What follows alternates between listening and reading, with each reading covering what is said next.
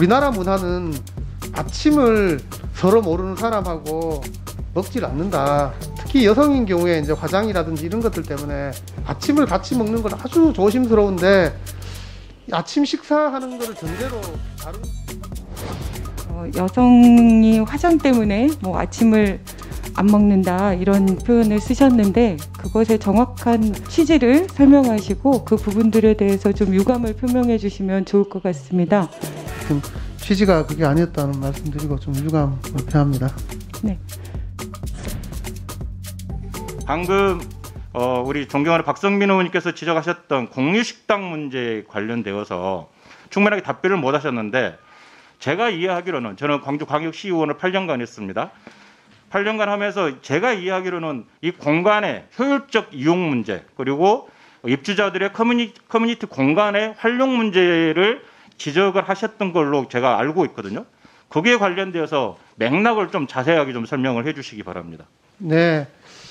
그 사당동에서 그 방배동으로 넘어가는 길에 그 성딘마을이라고 있는데 거기 설계안에 대해서 같이 이제 논의하는 과정에 그 공유주택을 만들었길래 공유주택의 공유식당을 그래서 거기에 이제 프로그램으로 뭐 케이터링이라든지 공유주택을 얘기해서 우리나라 문화는 아침을 서로 모르는 사람하고 먹질 않는다. 특히 여성인 경우에 이제 화장이라든지 이런 것들 때문에 아침을 같이 먹는 건 아주 조심스러운데 아침 식사하는 거를 전제로 다른 부엌을 줄이고 이렇게 만들어 놓으면 이 실제 문화가 맞는가?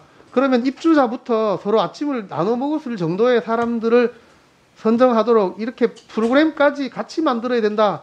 그런 취지로 얘기를 한 겁니다. 예. 특히 또 경제적 능력이 떨어지는 분들은 아침을 사 먹는 것도 비용 부담이기 때문에 무조건 아침을 사 먹는 형태로 이렇게 설계하면 곤란하다. 그런 얘기를 한 건데 앞뒤가 없이 가난한 사람은 외식도 하지 마라. 이렇게까지 비약되는 거는 저로서는 참 너무 좀 억울한 겁니다. 예. 네.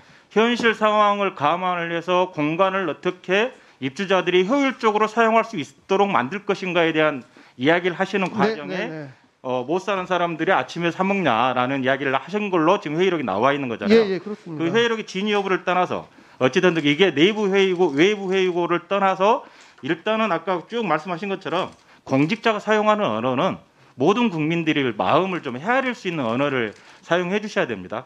그 부분에 있어서는 뭐 회의록이 만약에 사실이라면 그 부분에 있어서는 아까 쭉 말씀 주셨지만 충분하게 해명하시고 이렇게 사과하셨다라고 저는 생각이 듭니다. 예. 그리고 차 없는 사람을 선정해야 된다는 문제에 대해서 그건 역세권 위주의 임대주택을 많은 사람들이 활용할 수 있도록 만들기 위해서 특히나 청년들, 그다음에 대학생들이 역세권에 입주해서 살 수 있도록 만들기 위한 부분으로 입주 원칙을 차 없는 사람을 우선 선정 대상으로 해서 그렇게 청년주택으로 가자라는 취지의 발언이시죠? 네, 그렇습니다. 예. 실제 그런 주택이 저 서대문에 그렇죠. 이화여대 앞에 주차가 없는 건축 구역이 있고 거기에 대학생 주택을 지었습니다. 주차장이 없으니까 1층이 상가가 되고 2층이 커뮤니티 센터가 돼서 위층에 그 대학생들이 살거든요. 충분히 설계를 할 때 그렇게 할 수가 있고 만족도가 아주 높습니다. 그렇게 임대료가 적은 거죠. 주차장을 만들려면 지하를 파야 되는데 지하 파는 비용이 너무 많이 듭니다. 근데 대학생이 임대주택에 사는 대학생이 차를 끌고 다니진 않지 않습니까? 그런데 현재 건축 규정은 그 대학생이든 뭐든 그 주택이면 임대주택은 0.6대, 아주 작은 주택은 예외적으로 조례에 따라 0.3대 이렇게 의무화해 놨습니다. 그러다 보니까 너무 많은 비용이 들고 시간도 길어지고 또 임대료가 결국 상승하니까 대학생들한테도 별로 좋지도 않다. 그러니까 그런 것을 고려해라. 그런 취지로 말한 겁니다. 네. 지금까지 두 가지 부분에 대해서 여러 가지 부분 해명도 하셨고 근데 제가 질문했던 두 가지 부분에 대해서도 해명을 하셨는데 전반적으로 생각하면 그렇습니다. SH 사장과 LH 사장, 즉 부동산 문제의 전문가답게 공간의 효율성을 어떻게 가져갈 것인가에 대한 고민 속에서 나왔던 여러 가지 이야기이고 그것을 해소하기 위한 부분으로 발언을 하신 건데 그 과정에 다소 부적절한 표현들이 있었을 수도 있다라고 지금 해명이 되는 거고요.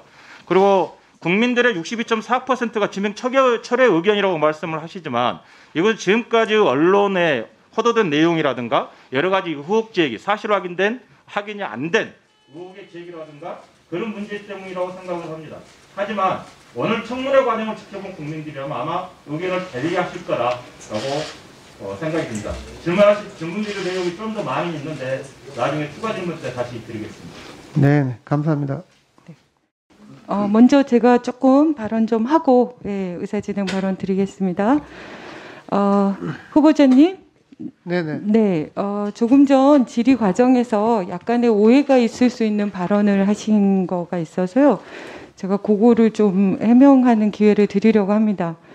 아마 그 공유주택 관련해서 설명을 하는 과정에서 여성이 화장 때문에 뭐 아침을 안 먹는다 이런 표현을 쓰셨는데 그것의 정확한 의사를 그러니까 취지를 설명하시고 그 부분들에 대해서 좀 유감을 표명해 주시면 좋을 것 같습니다.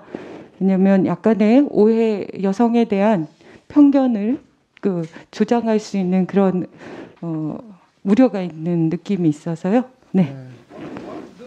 네.